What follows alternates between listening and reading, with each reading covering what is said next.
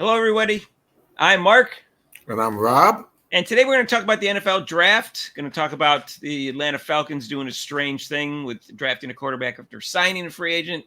We're going to talk a little bit about Green Bay because I'm a Packers fan, a little bit about Cleveland because he's a Cleveland fan, and we're going to talk about a little bit about the Bills and the Eagles, and maybe even Kansas City picking up the fastest wide receiver in the combine, and the fact that a lot of offensive players were taken. So we're going to talk about that, and we're not going to go too deep into it. By the way, stick around for all that and like and subscribe down below. Make some comments, share it with your friends. Our feeling is on the draft is unlike Mel Kiper Jr., who likes to give out grades after the draft, is that you can't give a grade for till 5 or 10 years from now, and that's Right. my feeling. I think you can have head scratchers, or you can say, hey, that team really filled their needs, and I understand that concept, but I don't get too excited over that rating thing or just worrying about that. I just kind of like let them play and see how they turns out. But we Right. will talk about it because people really get excited about the NFL draft because that's their, the team's future, the hopes of the next year, and a couple key players can make a big difference. Anyways, in the draft that took place, it was really interesting that in recent years, a lot of defensive players have been drafted in the first couple rounds, especially the first round, more so than was, say 50 years ago, or even 30 or 40 years ago. Like the last couple of decades, there's been a lot of defensive players because people realize defense is really important for championships and all that. A little overrated for the concept itself, but it seems to have some importance to it. And so this year, the first 14 picks were offensive players. 6 out of 12 were quarterbacks, the first 12, and then 7 wide receivers were taken. The rest were offensive linemen.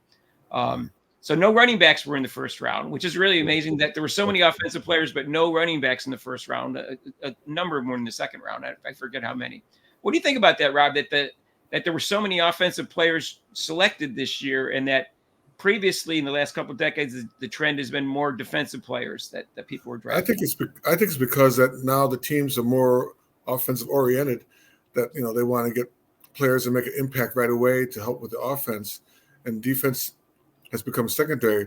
Unfortunately, with the offensive running back is almost like going the way of the dodo bird. It's not that important anymore. So it's mostly wide receiver and quarterbacks.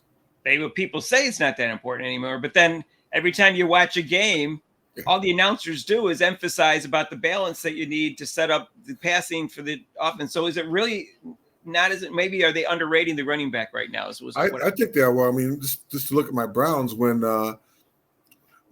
your Browns, you got ownership again? Okay. Yeah, my Browns. Yes, I didn't tell you that. Oh, but when we lost Chubbs, I mean that everybody says, "Oh, that's the season. That's it," because he was a primary setup person for them. I mean, he over 1,000 yards. So in some teams, I feel maybe the running back, like the Browns, are more important than other teams who depend mostly on the wide receivers. It's still a little perplexing to me that the number of offensive players were drafted in this round after the trend the last couple of decades was a little bit more on defense. But I mean, the game hasn't changed that much since last year, So we'll see what happens. It's obvious that passing seems to be a little bit more important every year for the last 30 years, ever since the West Coast offense came into play and they figured out how to do short passes that could be like a run. We'll see what happens. A lot of quarterbacks, a lot of them end up being busts in the first round, but it's tempting not to draft someone in the first round because it's so important to have a quarterback. Oh yeah. We'll see what happens. So the most perplexing quarterback draft pick was the Atlanta Falcons in the eighth. I guess it was the 8th pick. They just signed. Just so you don't know, if you don't know the exact specifics, I looked it up. Kirk Cousins was a 4-year contract. 180 million, 100 million guaranteed, and that's a pretty significant investment. And to suddenly pick somebody in the 8th round, why didn't they just move up and pick a quarterback and not sign a free agent? I guess is my question. Yeah, I didn't sign that at all. Being unfortunately, my Browns still don't have this is finally the last year where they don't have a first round draft choice. I really don't care about the first round, but I did watch some of it. I was like, what? Why are you drafting? You already have a quarterback in Cousins, and now you're drafting another one. Is he going to sit for the next 3 or 4 years? I mean, that's the thing is it's a 4-year contract too. It wasn't a 1 or 2 year contract. Right. Yeah. And the other thing, the difference is between like when the Packers did it, which I still didn't agree with, but they didn't just sign a free agent quarterback. They already had an established quarterback when they made the drafts. So they didn't like say, okay, here's our quarterback replacement, and now here's our second quarterback replacement. Right. It was a different situation than what the Packers did. And, yeah, it worked out. Jordan Love played great second half of the last season. It looks like he's going to be a great quarterback, or at least a very good quarterback. Maybe he was just hot. And it worked out with Aaron Rodgers. He sat for 3 years, and it worked out for the Packers. But at the same time, not everybody has that patience to do that. We'll see what Michael Penix Jr. wants to sit for 3 years or not. And as soon as they don't start playing well, now you got a quarterback controversy. There's pressure on Kirk Cousins to play well. I don't like it. No, I was not. I mean, I'm not a fan of Falcons, but I mean, yeah, I don't see what kind of sense that made if I was a GM. What was their purpose behind that? I don't understand. Well, what they said was he was their second pick. He thought that Michael Penix Jr., what I don't agree with, was the second best quarterback after Caleb Williams. That's what they said. They said, well, if we can get the second best quarterback in the draft, why not take him? Is what the reasoning was. Well, I mean, only thing I could see that is that, like I said, going back to the Browns, they lost. We had 4 quarterbacks, so we had the quarterbacks can get hurt. So at least you'll have someone behind Cousins if he gets hurt that can come in, maybe step in and play. Who's supposed to be pretty good. You could have got a star. You could have got a star player to make your team better at the 8th pick. Yeah, they could have. Yeah, so you don't know. That's what I'm just thinking. The reasoning because what happened with quarterbacks. So that's what happened. The Packers filled their needs. I won't go too far into it. They offensive linemen and linebackers and stuff like that, and they had a cornerback late. Even picked a quarterback in the 6th or 7th round. So I was pretty happy with their pick.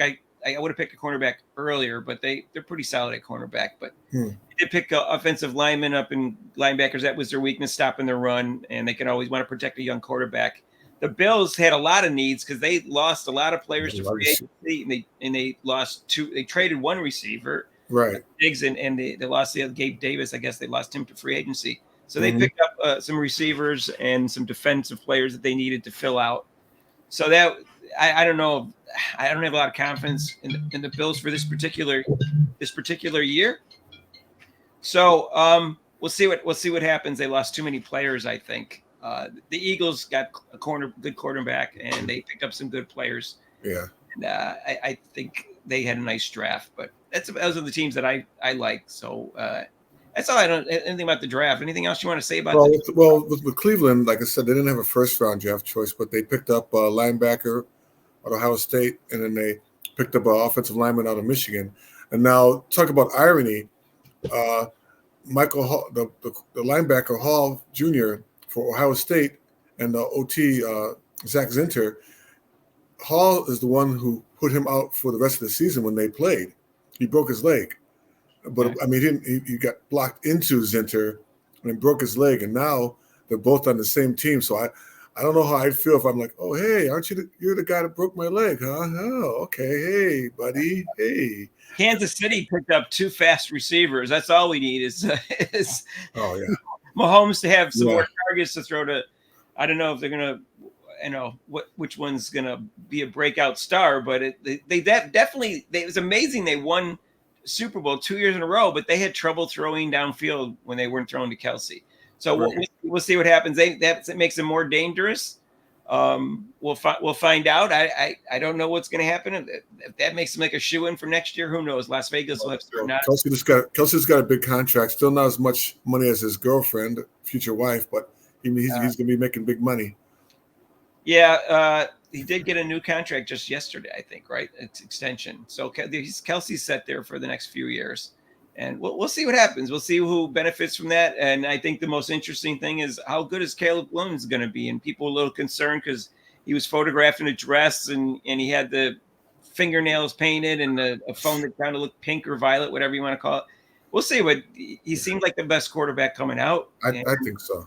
And I think he'll do fine. The Bills haven't had a good quarterback season from a quarterback since 1985 when they won the Super Bowl. McMahon was a good quarterback, but he kept getting injured after that. So he never had really a great season after that. And So we'll see what happens. I don't want Chicago to do well. I hope he's a bust because I'm a Packers fan. That's right. That's right. It's in division.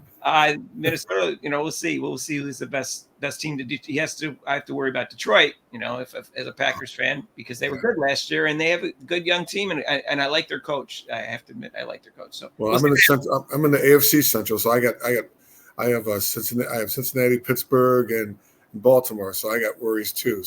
So tell us down below how your team did in the draft and where you think they made good selections or not, and what you think the future are, or just you can just say you don't care about the NFL draft too much. Like myself, I'm not a huge fan. I just said let's see how the players play out.